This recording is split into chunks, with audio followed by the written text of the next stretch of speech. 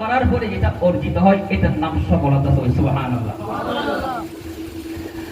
আল্লাহ পাক বলে দিলেন কদ আফলাহাল মুমিনুন, তারাই সফল মুমিন, তারাই সফল মুমিনুন। এর ভিতরে মুমিন পুরুষ রয়েছে, মুমিন নারীও রয়েছে। তারা কারা? আল্লাহ পাক বলে দিলেন আল্লাযীনা হুম ফি সালাতিহিম খাশিউন। আফলাহা যেটা কষ্টের পর কষ্ট, যেমন চাষাবাদ করতে গেলে আপনি শুকনা জমির মধ্যে আপনি বীজ লাগাতে পারবেন না, কখনো লাগাতে পারবেন? কখনো সম্ভব নয়।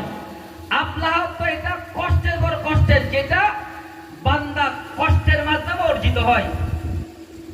আল্লাযীনা ফি সালাতিহিম খাশিউন, এক নম্বর গুণ হচ্ছে সফল মুমিনের, এক নম্বর গুণ হচ্ছে তারা নামাজের প্রতি নমনীয় হবে। সুবহানাল্লাহ বলেন। সুবহানাল্লাহ। তাদের নামাজ হবে খুশু।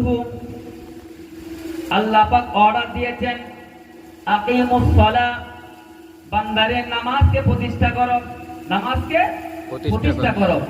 এই আজকে আমি তো বললাম লাইন শাকারতুম লাযিদান্নাকুম, আজকে নামাজ পেয়েছি, এটা মিলাদুন নবীর অবদান। সুবহানাল্লাহ বলেন না? একটু চাও সুবহানাল্লাহ।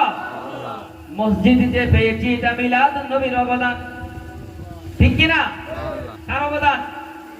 মিলাদুন নবীর অবদান। এই জন্য মিলাদে মুস্তাফা আলোচনা অনেক হয়েছে। আমার রাসূল যে নিয়ামত এনেছেন ওই নিয়ামতের একটু শুকরিয়া আদায় করতে হবে। কথা বলেন ঠিক কি না? তাহলে সফল মুমিন মিলাবেন। আমিও মানুষ, আপনারও মানুষ। মুমিন কারা? সফল মুমিন কারা? সূরা মুমিনুর মধ্যে আল্লাহ পাক যে গুণাবলী বলেছেন ওই গুণাবলী আমাদের সঙ্গে আমরা মিলাবো। আল্লাযীনা হুম ফি সালাতিহিম খাশিউন, ওই বান্দারা যারা খুশু বিনয় সহকারে, খুব ভালো করে খেয়াল করবেন, বিনয় সহকারে নামাজকে যথাযথ কি করেছেন? আদায় করেছেন। সুবহানাল্লাহ বলেন। আমরা নামাজ পড়ি না? নামাজ পড়ি কিনা? পড়ি। আল্লাযীনা হুম ফি সালাতিহিম খাশিউন।